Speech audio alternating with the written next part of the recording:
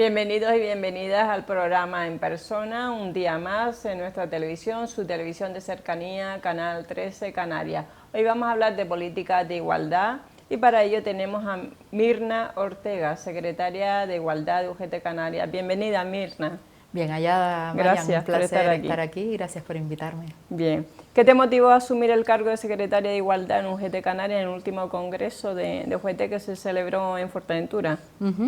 Yo lo asumí no en este último congreso, sino en el anterior, y en este último he renovado el cargo, pero cuando lo asumí en el anterior congreso, lo que me movía era un interés, ¿no?, por las políticas de igualdad en el ámbito laboral, siendo consciente de que la situación no es la misma para hombres y para mujeres, y también consciente de que tenemos un papel que podemos desempeñar, que a veces es un poquito frustrante porque no consigues, ¿no?, todos los objetivos que una se marca, pero que es muy ilusionante. Es muy ilusionante, vas viendo día a día cómo se van alcanzando, ¿no?, pequeños hitos que te van dando un impulso, y lo que me motivó pues es la necesidad de mejorar las condiciones laborales y el avance en derechos. Sí. ¿Qué medidas concretas está impulsando UGT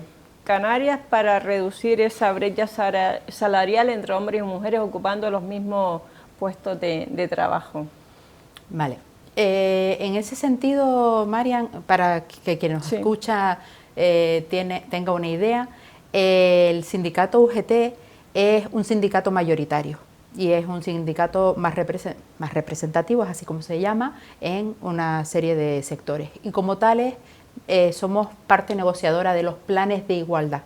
Planes de igualdad que ya es obligatorio que lo tengan todas las empresas de más de 50 personas trabajadoras. Y dentro de UGT contamos con la enorme fortuna de contar con una oficina técnica de igualdad, donde contamos con 4 personas expertísimas en materia de igualdad y que dan un servicio de asesoramiento y acompañamiento en todas esas negociaciones. Dicho esto, en esas negociaciones de los planes de igualdad, UGT entra a negociar con la empresa la valoración de los puestos de trabajo. No hablamos de igual trabajo, sino de trabajo de igual valor. Entonces, no solo abordamos cuáles son las percepciones de los trabajos de idéntica categoría profesional, sino que se establecen unas puntuaciones a cada categoría profesional, y aquellas categorías que estén dentro de una misma valoración se tiene que garantizar una igual retribución.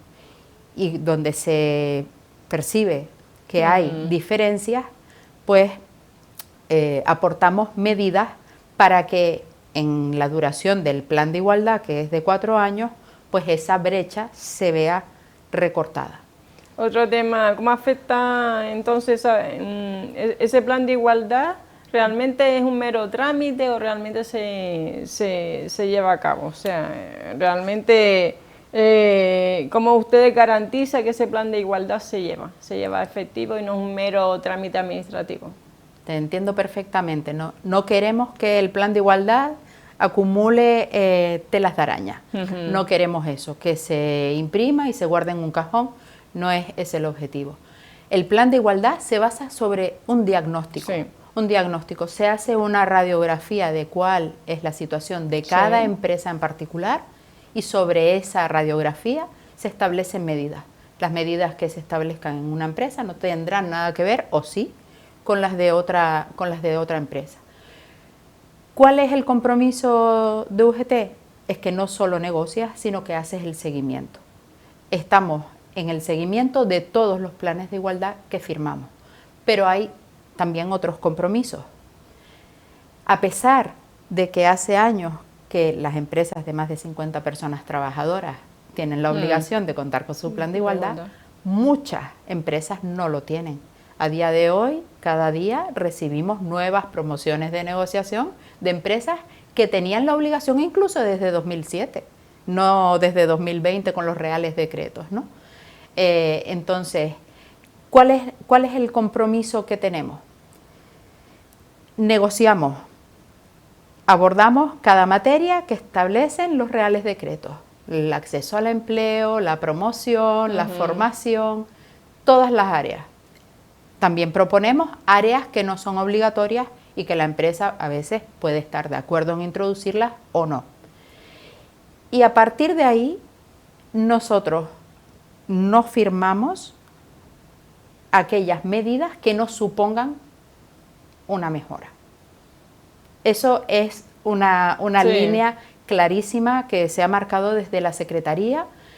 Hay empresas que han abordado esta negociación, la verdad es que más de las que una quisiera, que proponen la negociación porque es un requisito legal, pero no creen en esto. Con lo cual te proponen medidas que son ley, como por ejemplo, pues que una mujer que ha sido madre pueda acumular los días de lactancia. Mire, eso es ley. Lo que tenemos que hacer es mejorar eso, no igualar lo que ya nos marca la ley. Sí. Precisamente eso es lo que no buscamos, ¿no? Y después, por otra parte, hay empresas que no siguen lo que marcan los decretos como mínimo, y en ese caso UGT se sale de la negociación. Después de haber insistido, agotamos ese diálogo, pero se sale de la negociación y lo pone en conocimiento de la Dirección General de Trabajo, que recibirá pues esa solicitud de registro del Plan de Igualdad. ¿Y qué papel tiene entonces la representación sindical en esa elaboración y seguimiento de ese plan? O sea, que el papel es activo. ¿Activo? Sí, claro, el papel es activo. El papel de la representación sindical siempre es una representación sindical que conoce cada sector, que conoce la realidad, que conoce las necesidades y que tiene una idea muy clara de cuáles son los pasos a seguir. Se les pide a las empresas que justifiquen cada medida llevada a cabo, se comprueba que esas medidas se han llevado a cabo. Y en caso de que no sea así, pues también se pone en conocimiento de la Inspección de Trabajo, porque son medidas que están acordadas y firmadas. Sí. Los planes de igualdad tienen el mismo nivel jerárquico que un convenio colectivo. Eso es muy importante saberlo. Y entonces las medidas que se han aprobado... ¿Hay empresarios que son reacios a cumplirlo? ¿Y por qué? El empresariado que es más reacio no es tanto a cumplirlo como al acto de desnudez que supone negociar un plan de igualdad. Lo más duro o lo que más les cuesta al empresariado cuando iniciamos una negociación del plan de igualdad, lo primero es que les decimos que si cuentan con un protocolo de acoso sexual y por razón de sexo, porque eso es un requisito legal. Si no cuentan con él, primero tienen que contar con él y después nos sentamos a negociar un plan de igualdad. Pero después nos tienen que aportar datos, nos tienen que aportar una auditoría retributiva, un registro retributivo, el sistema de valoración de puestos de trabajo, nos tienen que decir cuáles son sus números de contratación, de personas entrevistadas, de personas promocionadas en el último año, con lo cual es casi, permíteme la expresión, un striptease que hacen ante personas que no conocen, ajenas y que sienten, negociar el plan de igualdad, sobre todo en las empresas donde lo hacemos, donde no hay representación, es casi una tarea pedagógica desde el inicio y vemos como, en el mejor de los casos terminan entendiendo cuál es la necesidad de negociar el plan de igualdad y en el peor de los casos, pues tal como empezaron, terminan negando que en su empresa haya ningún tipo de desigualdad. Y pues la realidad es que muchas veces la propia representación es ajena a que esas desigualdades existan. Y solamente cuando tenemos los datos delante y vemos claramente que las desigualdades son una realidad, se lo creen. Dices, no, pero si yo cobro lo mismo que mi compañero. Pero si es que cuando entramos a ver, pues que en horas nocturnas, en complementos de turnicidad, en contratación a tiempo parcial y en complementos de difícil justificación son asignados a ellos y no a ellas, entonces es como si se les cayera una venda de los ojos y dice, pues vale, vamos a empezar con esto y vamos a ver cómo lo recortamos de forma progresiva, porque tampoco queremos, Marian, ponerle la letra escarlata a la empresa, ¿no? ¿Qué mal lo estás haciendo? No es ese el objetivo. El objetivo es, este es el cuadro, vamos a intentar mejorarlo. Vamos a intentar pues que esta empresa sea más igualitaria en cuanto a posibilidades de ascenso, en cuanto a acceso al empleo, pues introducimos en las empresas que a veces cuesta más o menos, pero el currículum ciego, ¿no? Que no tengan por qué saber cuál es la foto, hombre o una mujer, foto de una persona, la edad, si se llama Marian o si se llama Mario, ¿no? No es importante, lo importante es todo lo demás, ¿no? Su formación, su experiencia, y bueno, pues en ese camino es en el que estamos y sí que es un papel muy, muy activo y realmente diría que es un voluntariado, por decirlo de alguna manera, de cara a toda la sociedad, a toda la sociedad, porque se negocia en empresas donde no hay representación y se están poniendo los recursos del sindicato al servicio de toda la sociedad. De toda la sociedad. Y coméntanos, ¿hay sectores que son tradicionalmente masculinos o femeninos realmente? Sí, bueno, todo lo que es el sector servicios está muy feminizado, ¿no? Sí. Muy feminizado. Todas aquellas profesiones, categorías profesionales, que tradicionalmente han sido consideradas como una extensión de las tareas del hogar fuera de la casa. El tema, por ejemplo, de cuidados, ¿no? Tema de cuidados, limpieza, camareras de pisos. Sí. Ahí, pues todas esas profesiones están feminizadas y son las que están especialmente infravaloradas por ese mismo criterio anticuado, permíteme, de esa consideración de que, bueno, pues es lo que obligatoriamente hace en casa, pues como quien tiene un hobby, un complemento a los ingresos del hogar, pues lo hace fuera de casa. Y puestos masculinizados, sí, bueno, conocemos, ¿no? La construcción, pues precisamente todos aquellos puestos de trabajo donde... también de guaguas, ¿no? Claro. Antes no había el transporte de guaguas, hoy en día que vemos a conductoras. Claro. Y ahora vemos conductoras y ellas mismas son las que te dicen, pero ¿por qué no puedo hacer yo este trabajo si realmente no hay ninguna cualidad que tenga un hombre y que no tenga una mujer y que le impida conducir un vehículo de esas dimensiones, de las que sea, ¿no? ¿Y en el tema de gobernantas de piso? En el tema de gobernantas de pisos, que va por el hilo, ¿no? de la limpieza, de la atención, del servicio, poco a poco, paulatinamente, se han ido incorporando camareros de pisos anecdóticos, Son cifras anecdóticas, a lo mejor estamos hablando de que en una empresa donde hay 100 camareras de piso, 3 son hombres. Sí. Sin embargo, ¿Y las razones de que sean mujeres, entonces, a qué se debe? ¿A que el empresariado prefiere mujer porque son más detallistas, más minuciosas frente a un hombre o realmente porque siempre es la tradición? Pues porque los estereotipos de género están perpetuados y muchas veces los hombres no presentan ni siquiera su currículum. Porque y a nivel laboral el sueldo también es menor, ¿no? Es menor porque hay una infravaloración. La carga de trabajo. Hay una infravaloración. Se destrozan físicamente, Se destrozan físicamente. Y no hay un motivo real para esa infravaloración. Podemos tener, por ejemplo, con la negociación de los planes lo vemos claramente. En una empresa del sector de la construcción, un albañil puede cobrar un plus por fuerza, por la fuerza física que utiliza, ¿no?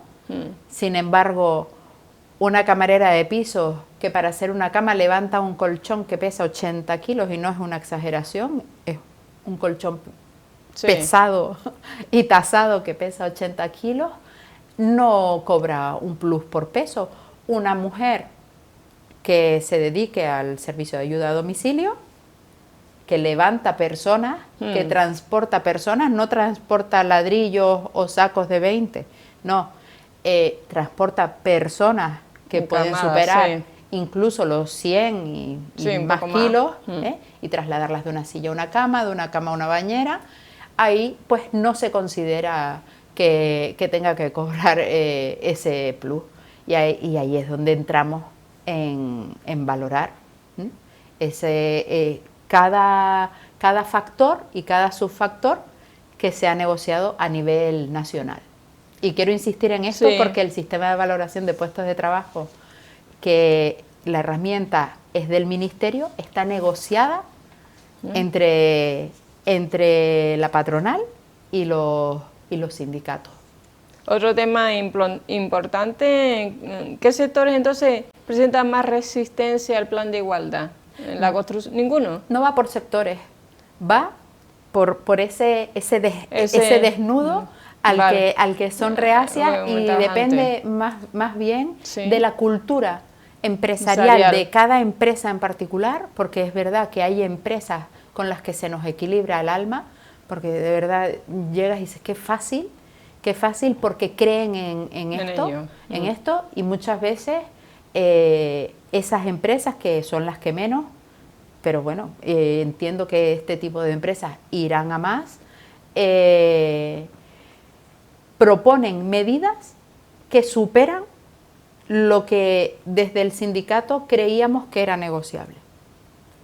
Y hasta tal punto la plantilla de esas empresas respetan esa voluntad y esa política de la empresa, que está demostrado que no se hace un mal uso de esas medidas que puedan ser más beneficiosas en cuanto a conciliación familiar, en cuanto a poder atender situaciones médicas o situaciones personales privadas que nadie tiene que saber, ¿no? Y que no tenemos. Y se adoptan medidas muy ambiciosas, y en el seguimiento se demuestra la empresa que no se ha hecho un mal uso de estas medidas, que a veces hay esa idea de estamos avanzando demasiado, ¿no? Las empresas se quejan de los 5 días de permiso, ¿no? por intervención quirúrgica o por hospitalización que requiera cuidados domiciliarios, se quejan de que hay un mal uso, y efectivamente eso no es así. Para aquellas personas que se acaban de incorporar a este programa, el programa en persona, en Canal 13 Canarias, tu televisión de cercanía, nos encontramos con Mirna Ortega, secretaria de Igualdad de UGT Canarias. Mirna, ¿qué tipo de violencia de género se manifiesta en ese entorno laboral y cómo identificarla? Como te decía antes, Marian, nosotras preguntamos antes de empezar la negociación de los planes si las empresas tienen protocolo de acoso sexual y acoso por razón de sexo, que tiene que ser un protocolo distinto del de acoso laboral, porque suelen ser pues situaciones mucho más delicadas, y se debe dar una respuesta que dé solvencia, que dé tranquilidad y que sea rápida, porque no podemos alargar el sufrimiento en el tiempo. El acoso sexual en las empresas son una extensión de la sociedad.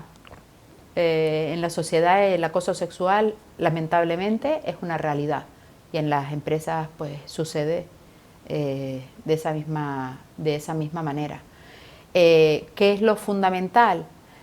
Que se lleve a cabo ese protocolo dando garantías a ambas partes, a la parte que denuncia y a la parte que es denunciada, que se lleve de forma escrupulosa, que la comisión que va a instruir esa comisión, ¿no?, de acoso sexual esté formada, que se tomen medidas cautelares mientras se está investigando.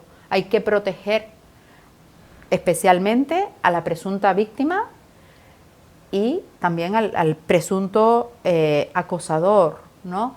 Pero especialmente a la presunta víctima. Vamos a darle una base de veracidad. Después entramos en esa investigación.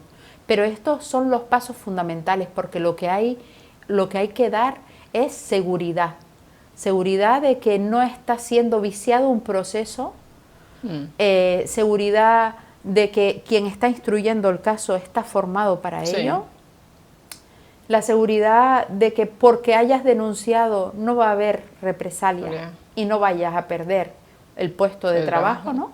Que muchas veces es uno de los miedos que tienen pues las personas antes de denunciar. No es nada sencillo, porque muchas veces en las empresas también es fundamental que mantengamos el sigilo. Eso es muy difícil, lo sabemos, sobre todo en empresas grandes, y lo que es fundamental también es la formación de las plantillas, para que entiendan que una situación de presunto acoso sexual o acoso por razón de sexo no es un tema para comentar en el comedor de personal o en los pasillos de la empresa. Es un tema que hace daño a una parte o a la otra, pero hace daño, y tendríamos que hacer un esfuerzo de empatía para mantenernos como mínimo en silencio y no perjudicar estos procesos de investigación que al final van a tener consecuencias para alguien.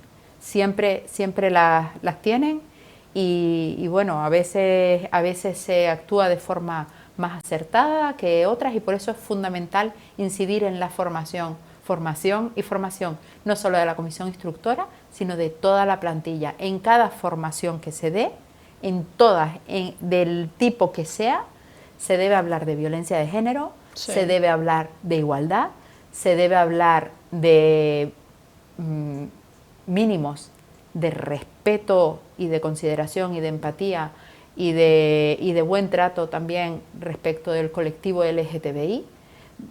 Esos módulos en cualquier formación deben ocupar un espacio, aunque al personal le resulte repetitivo y hoy asista a una formación de atención al cliente y mañana asista a una formación de redes sociales, y en ambas le vayan a hablar de lo mismo, aunque sea al final de la formación o al principio o en medio.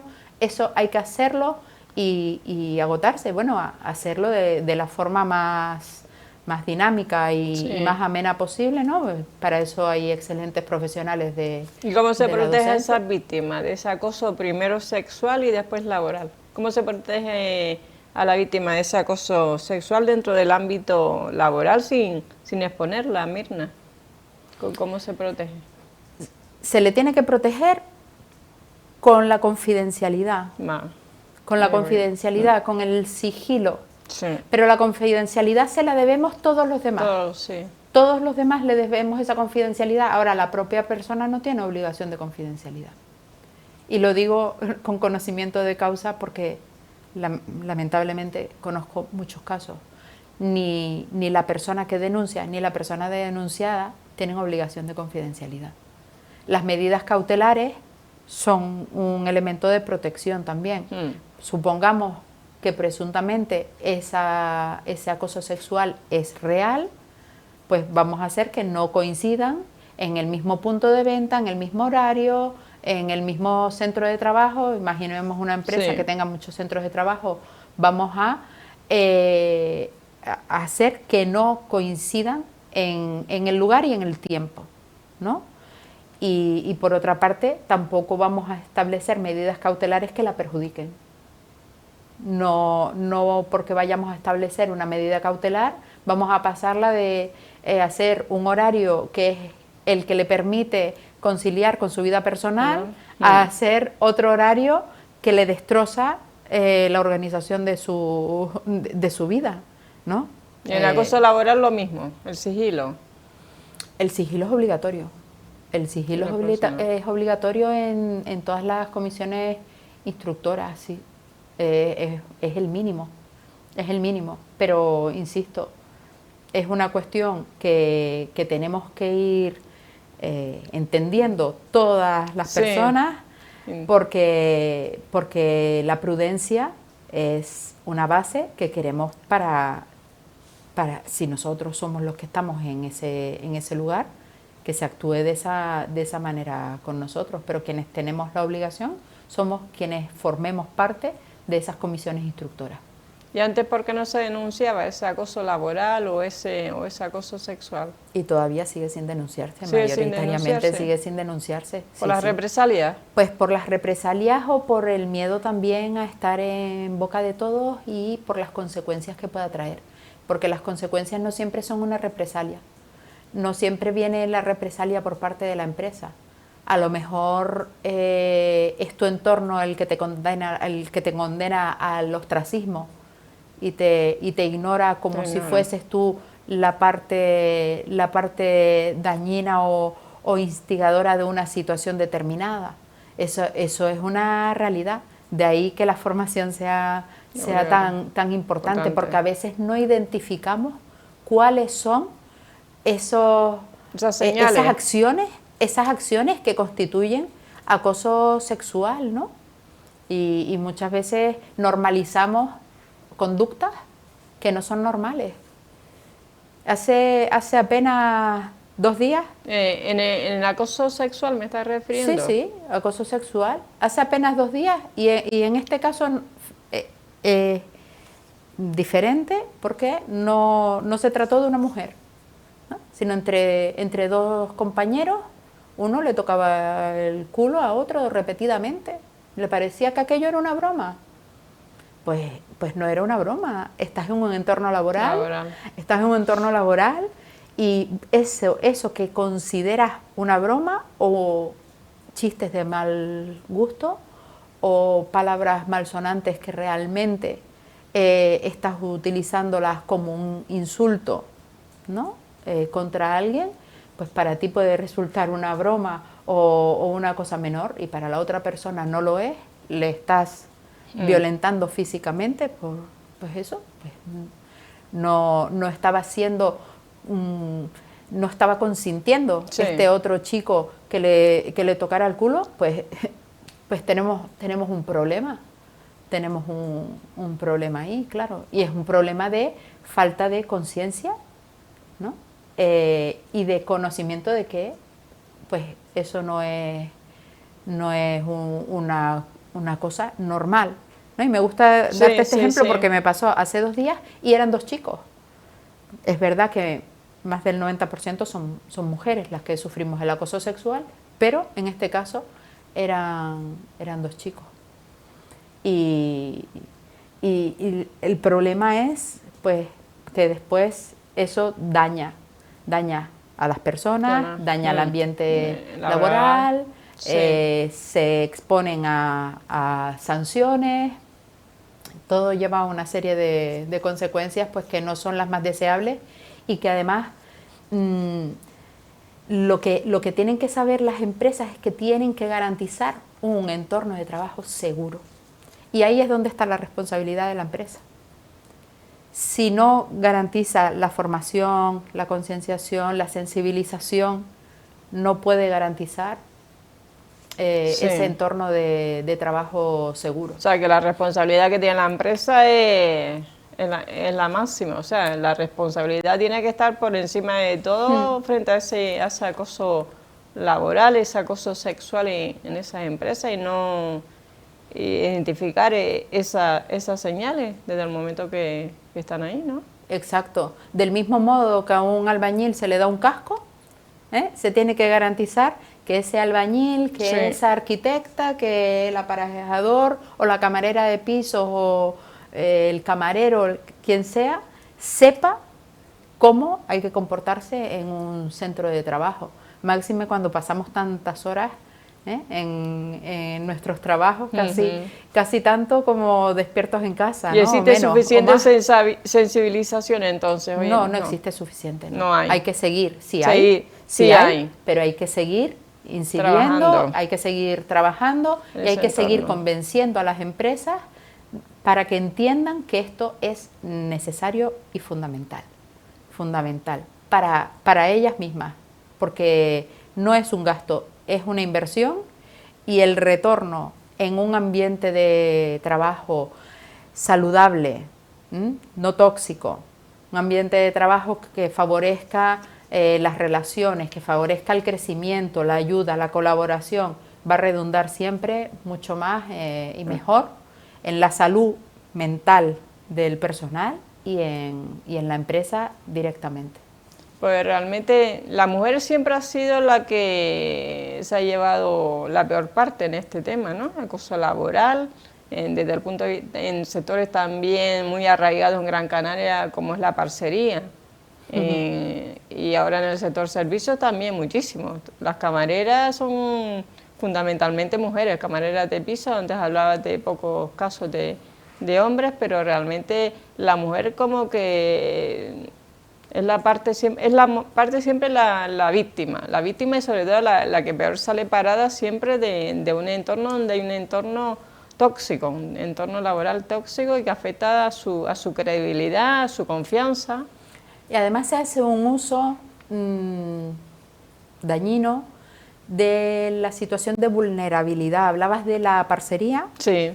En esos casos se hacía un uso de esa vulnerabilidad de la persona, de esa necesidad, punto de humillarla. De esa necesidad económica. Sí, hasta el punto de humillarla y esta persona pues sentir que tiene el control sobre ti porque la otra depende de esos pequeños ingresos para vivir. Porque es la parte poderosa, o sea, realmente, afortunadamente existen planes de igualdad, existen convenios colectivos y el sector laboral, pero eso, que falta mucho más concienciación, más formación en las empresas y también en la sociedad en general. Y en la sociedad. En la sociedad igualitaria. Antes comentabas, igual que mencionaste la parcería, comentabas las camareras de piso. Las camareras de piso es una profesión que conozco muy de cerca porque yo trabajo en hostelería, yo soy una persona que trabajo en un hotel. Entran cada día en las casas privadas de mucha gente. Cada habitación es la casa privada de esa clientela que la ha alquilado por esos días. Y muchas veces, más de las que quisiéramos, las personas que acosan es la clientela. Sí.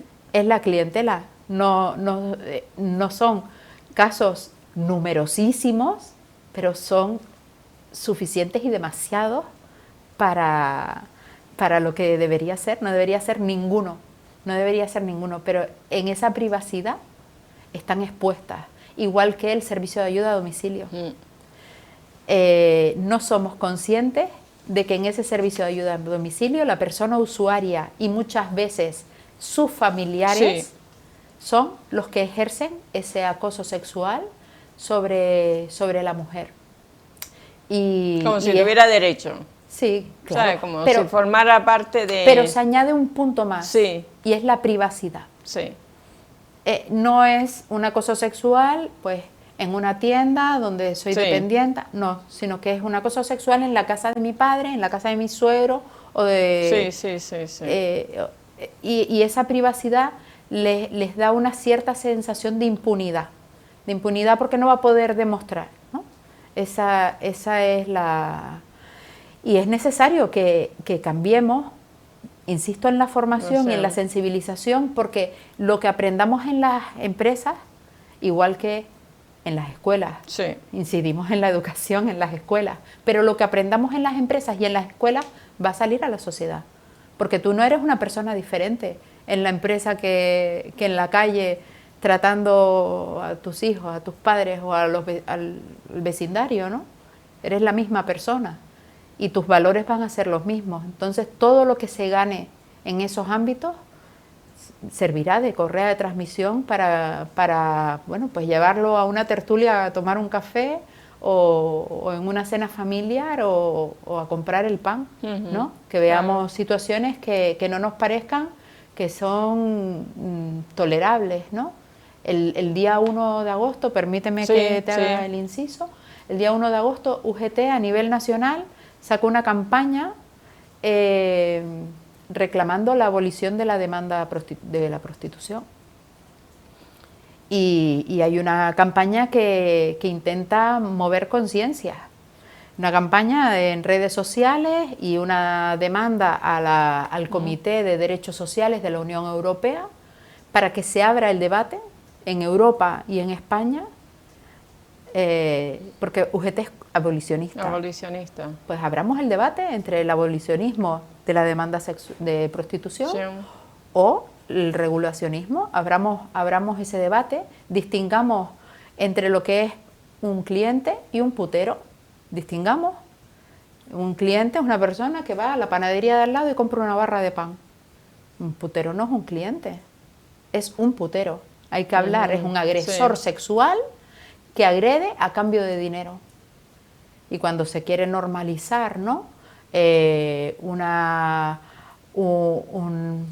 Una explotación sexual como es la prostitución y decir que eso es una actividad laboral, pues llamemos a las cosas por su nombre. Entonces, ¿qué hacemos? ¿Negociamos convenios colectivos para las mujeres prostituidas? ¿Y qué hacemos? ¿La tabla salarial la hacemos a razón de las edades de las mujeres prostituidas o la hacemos a razón de los servicios que van a prestar?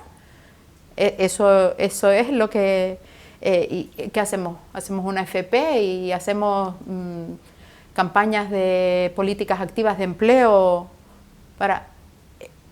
Ese ¿no? El concepto de posibilidad de agredir a una mujer que hay que atacar. No es posible. No es posible que se agreda a una mujer ni a nadie sexualmente bajo ningún concepto. Páguese lo que se pague. A las cosas hay que llamarlas por su nombre. Y en este caso, pues en el acoso sexual hay que formar a las plantillas y tienen que saber que hay conductas que no son tolerables. Que no es tolerable que yo te toque el culo, no es tolerable que fuerce un contacto físico. Ay, perdón, pero se roza contigo. Hay situaciones que no son tolerables o chistes, o mal llamados chistes, que no lo son y que humillan y vulneran a las personas. Pues algo más que quieras añadir, pues ya el tiempo en televisión es breve. Mirna Ortega, secretaria de Igualdad de UGT Canarias, gracias por estar aquí. Algo que quieras mandar a la ciudadanía de Gran Canaria en general sobre lo que supone esto, todo el tema de Planeta Igualdad, el tema formación, sensibilización, ¿qué le dirías a la ciudadanía? Yo lo primero que le diría a la ciudadanía es lo que me dije a mí desde un primer momento y le digo a mi entorno, es que una persona que trabaja tiene que estar sindicada. Yo nunca digo a qué sindicato cada uno se tiene que afiliar, pero una persona trabajadora tiene que estar sindicada. Es un mínimo necesario. Y en cuanto a temas de igualdad, pues yo les invito a que se revisen, a que vean esas conductas que a veces decimos, no, yo no soy machista, ¿no? Y hasta yo tengo conductas muchas veces, pues que nacemos de...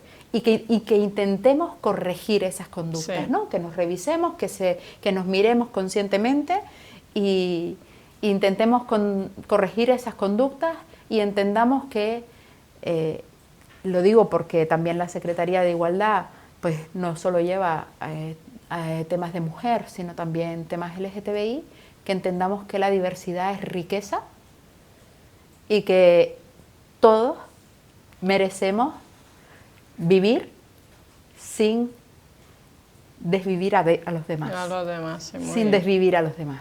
Pues entonces, bueno, pues eso y muchas gracias por la invitación, gracias. Que ha sido un placer. Gracias Mirna Ortega por estar aquí, secretaria de Igualdad de UGT Canarias. Y nada más, pues despedirnos, nos despedimos, pero seguimos conectados con nuestra comunidad. Hasta la próxima entrevista, aquí en Canal 13 Canarias, tu televisión de cercanía en Gran Canaria.